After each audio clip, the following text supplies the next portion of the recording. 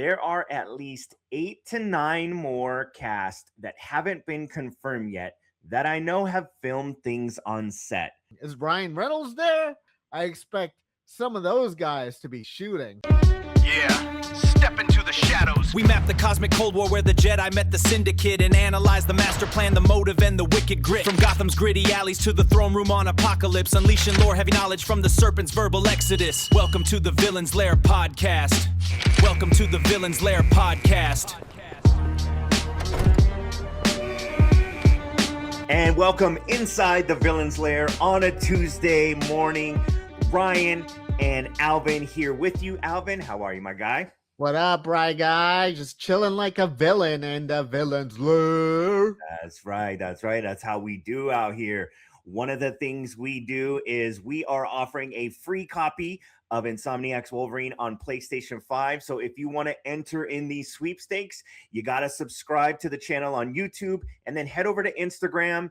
Follow us on Instagram. Find the Wolverine sweepstakes post. You got to like that. You got to share it and then follow the account of the Villainz Lair on Instagram.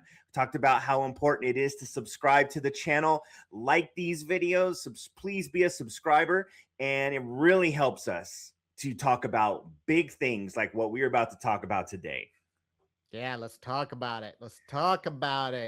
All right, let's get into courtesy of Alex Perez over at the Cosmic Circus. He had a Q&A over the weekend that dropped, and he had a lot of things to say about Avengers Doomsday. So we're really excited to talk about some of these things here. I want to point out one of these quotes here. One of the first ones was in regards to some secret cast members that may have shot scenes already for the movie. There are at least 8 to 9 more cast that haven't been confirmed yet that I know have filmed things on set. So we remember all the chairs. We know what's happened there, but there are still more characters we are to expect, which we already thought. But now the fun part is we can kind of speculate a number. Are they talking about heroes here, or are we talking about maintenance people? Because they're not being very specific on these deets over here with what they are shooting exactly. I mean, I'm here thinking, whoa, 9 more guys? Wait a minute, which guys? Are we talking about the drivers here? Are we talking about the cleanup crew? I mean, let's be real here. I want to know which guys. If you're teasing me the chairs and the names, I expect some of those guys to be shooting. Is Ryan Reynolds there? Right. You know? I mean, if you just look at this picture here, obviously it's some fan-made art, but we never got a Deadpool announcement.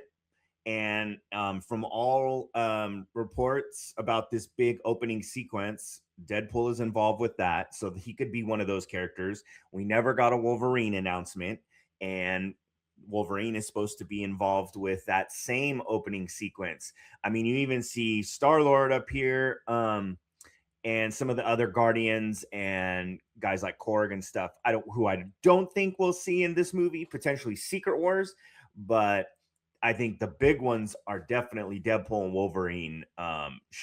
Should be in that 8 to 9 character in the count.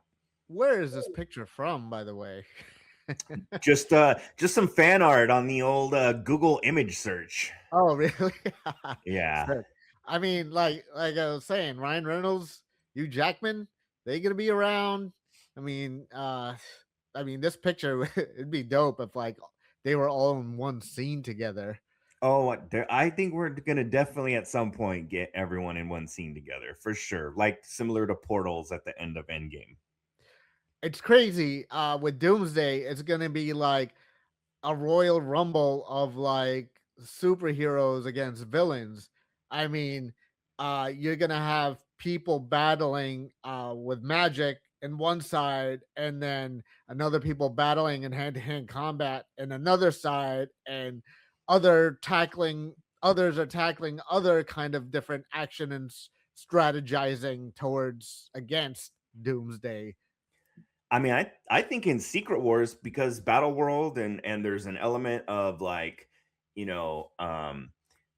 like an arena with them fighting each other for sport. I think we're gonna get, variants against themselves, right? Like maybe multiple Wolverines, multiple, characters that we haven't seen, multiple versions of the Fantastic Four could be squaring off against each other. I think we're going to get those types of things, multiple Captain Americas, Um, so So are we I, gonna get a three-way matchup of three different versions of Fantastic Fours? I think it's possible now. Not now with Michael B. Jordan winning an Oscar, that the cost of that just went up. But I think they could definitely. There's tons of reports saying that Chris Evans is playing multiple characters in the next two movies. There are reports multiple, so he could like be more playing, than two now. right. So like a Nomad version, a Captain America version, a Captain Hydra version. Captain I'm not Hydra's saying been teased for a while too. right. And so, I think we could get these, and I think there's gonna be a team that Doom has of like Dark Avengers, whether that's King Thanos, the Maestro Hulk, um, and Captain Hydra and some of these things like that, it remains to be seen. But there's a good chance that there is like a darker version of these, and maybe that's where, we're able to bring back Natasha and things like that. Bringing back Natasha. Yeah, not the one that gave up her soul, but it could be, different versions of her across the multiverse. Hey man, with the multiverse, anything is game right now. Anything is possible. It's like a cheat code and movie studios. Oof. I know, it's pretty fun. Another quote here that he had that I thought was really interesting. So there was a question about the explanation for the incursions that are taking place, and Alex said that, quote, Reed, Sue, Shuri, Beast, the TVA, and Monica have more of an explanation rooted in science. So Monica being Monica Rambeau, who, if you remember, is trapped in the X-Men universe right now after saving the day at the end of the Marvels. Right. He also continues to say Thor and Loki have one rooted in magic, which makes sense. And Steve, as in Steve Rogers, has one rooted in experience. But Doom has one that incorporates all of them. So again, Doom is the one. He is the tech guy. He's also experienced in magic, and then just been around a long time to be experienced in general. So his explanation, and he's probably been traveling the multiverse to see all these incursions. He probably has the best idea of what's going on, and that's where we start to find out how he's manipulating these heroes against each other, I think. I mean, before we were talking about the battlefield with strategizing and hand-to-hand combat and everything else that's going on in that big huge fight. But now we're really talking about the game of chess over here, with one side is going to be magic and another side is going to be science. So it's like, which side are you going to be on? Which side? They're probably going to have a lot of arguments over, hey, magic is going to defeat them. Oh no, mystic arts is going to defeat them. Oh no, we're going to go back to the drawing board and start with science once again. Which is, I get it from a dramatic point of view, but let's be honest here. It's definitely guaranteed a pop for the fans, at least. So, yeah. I mean, Doomsday, like I said, Reed, Shuri, Beast, and the TVA. Oh man, I can't wait for this. Yeah, it's gonna be so much. Like, what a balancing act, have so many main characters and having to kind of semi introduce characters that maybe your audience isn't as familiar with, the more the general audience. Obviously, the fans like us remember these characters from the Fox universe or the Sony or wherever they were located and producing these movies. But now that you're bringing them in with characters that people have fallen in love with over the last 15 years or so, not quite understanding, that there is some sort of connection, there's a lot of heavy lifting to do, and you're trying to do this in I don't know, like an intro to a movie or a first act of a movie to kind of, paint the stakes and the seriousness of the plot. It's going to be interesting because Thor and Loki, Loki, we know he's, holding together the multiverse basically.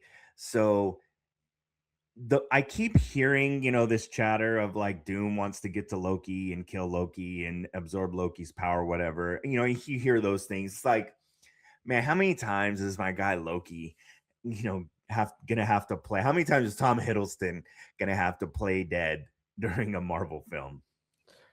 Yeah, and how many times is Thor gonna have those emotions of seeing his brother once again? Also, will we ever find out why he was crying holding Deadpool? Yeah, right. It's like I know, boy who cried wolf. Like he's never gonna have those emotions again. If something happens to him, it's like you're just gonna come back anyway. Right. I mean, even when Thanos killed him, right, and the last thing he says to him is like, "No resurrections this time." Well, one movie later, he's back. Yeah, right. But the one thing that I'm thinking about over here, whether you're talking about like the heavy lifting, there's some heavy hitters amongst the scientists for sure. And one that comes to mind when you're talking about with the post-credit scene is Beast. So basically, Hank McCoy isn't just a one-off cameo, that he's gonna have like a big role in this one, which is really super exciting that we're finally getting that post-credit scene paid off in this movie. Yeah. One of the big rumors in regards to Beast and this opening sequence that involves the X-Men is that Beast has developed this like a bombs that they're taking to these planets to kill these planets off, and so that they don't get an incursion with their planet. So they basically have, if two planets are going to collide, you got to kill one of them in order to save the other. And the X-Men and Beast have created these bombs, and they've done this in the past already. And so there is kind of a dark side of things already. If they're willing to kill billions of people every time to save their own universe, I get like the desperation of it, but it's kind of dark. I get why you need that too, because I don't think they're all gonna get along in that lab together and share the same knowledge with each other. Like, I, I, I mean, you've seen in Fantastic Four with Reed that he wasn't even, he wasn't even playing nice in his lab with his own partners. Let alone now he's gonna be sharing it with Hank McCoy and Shuri and possibly whoever else joins them too. Just all the smartest scientists, they're all not going to play along together. Right. Like when the egos clash, right? Yeah. Like, just think about Tony and Doctor Strange in Infinity War and how they weren't even science bros. Like, you're going to have like 4 different characters that think they're the smartest person on their planet and potentially their universe. And they're going to be, are they going to play nice? Like, are they going to? Oh, they are not. There's going to be so much tension in that lab. Yeah, I can't wait for Shuri to start throwing looks like, really? Like, that's what you're. I mean, she already kind of, clowned Banner when they were, why did you do this? When she was looking at how Vision was constructed, and he's like, oh, well, we didn't think of that, like. There's right, so is Banner going to be there too? Like, because Banner's going to have to be one of the scientists, but you also need him in combat. Right. So, is he going to be able to change from? I think we're getting, a raging version of Hulk in Spider-Man Brand New Day. Is he going to come down from that, or is he going to be stuck in that, angry state? And also Mr. Fantastic. Would you rather him be in the sidelines or Right. fighting amongst like the big heroes over there? Mhm. Well, either way, so much to be excited about. We look forward to a trailer coming soon. And as soon as it does, we will be all over this channel, I going know. through that trailer and giving you our reactions and our thoughts. I Speaking know of people trailers, were actually disappointed this weekend they didn't see in The Mandalorian and Grogu. yeah, they were for sure big time. Speaking of trailers, Supergirl over the weekend dropped a 60-second spot with tons of new footage. But one of the things that kind of stood out to me, and it's a conversation that we had last week about Superman, was that the colors and the suit, and they felt muted. So, he makes the reference to Kara saying like, hey, sorry about the bright colors, but it's to show that we're the good guys. Now, yeah, we love that about the suit, and it's exactly what it symbolizes, but it doesn't change the fact that the colors are still muted a little bit.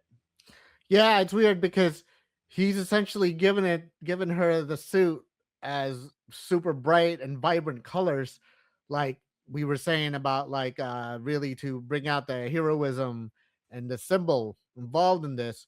Mhm. But it wasn't at that point. Right. So Yeah, they're so not quite as bright as I think Clark thinks they are. yeah, I mean, I would have understood if it was faded a little bit from her going out a lot and being insane and whatever else in the trailer and fighting and stuff like that. It fades a little bit, but in this sense, I don't know, Clark. I don't know what colors you're trying to point out over here. From a design perspective, I will say her suit looks like top notch. Everything looks, really, really awesome. And just the way that the logo's drawn and the angles, like everything on her suit from the way it was designed looks really, really cool. I just maybe wish the blue was a little brighter, the red was a little brighter, a little more red, a little more gold or yellow in nature as opposed to the gold.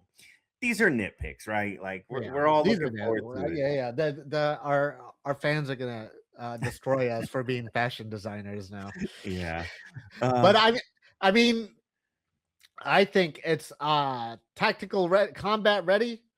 The There you suit. go. Yeah, I for feel sure. like the suit this time. You know what? I'm going to say something positive about the suit. I feel like it's combat ready and it maintains most of her iconic comic book look. So Exactly. She had to be in space. She was on a dirty planet. It muted the colors a little bit. There it is. When she comes back to Earth, the bright blues and reds will be back. That's what we'll say. yeah, basically Roy G. Vib, right? With the sun, the sun's not Exactly. focusing so much and landing, and that when Clark gave her the new suit, they weren't exactly at a location where the sun was truly shining, where you see those Mhm. vibrant colors. There you go. Exactly. Yeah. Exactly. All right. Well, that's going to wrap us up for today. We want to remind you the Villainz Lair drops new episodes Monday through Friday, 5 days a week, every weekday. So if you're not a subscriber, consider subscribing so you get the alerts for every time we drop a new episode. For Ryan and Alvin, we thank you so much for stepping inside the Villainz Lair, and we will see you on the next one.